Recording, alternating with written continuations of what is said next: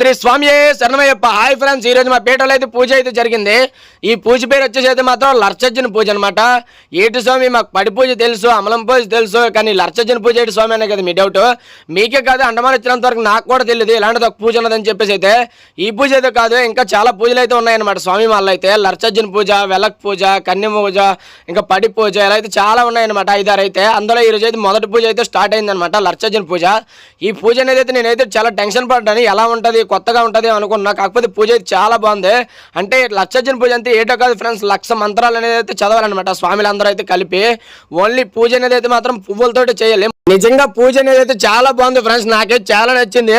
అంటే first time చూస్తారు కదా, వాళ్ళకైతే చాలా కొత్తగా అయితే ఉంటుంది అనమాట.